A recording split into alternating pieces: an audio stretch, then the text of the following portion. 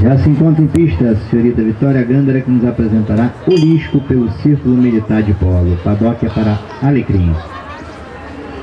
Resultado de senhorita Gabriela Peçanha e Lorde Mutz, 0 na pista, no tempo de 62,19, sendo penalizada em 1 ponto por estar aquém da faixa de tempo. É o segundo melhor resultado até o momento.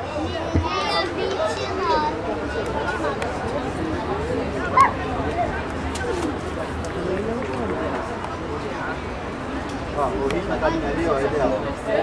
Nessa linha tem aí, esse dela é o ideal, é o ideal. Vamos ver, sabe? Ano que vem é um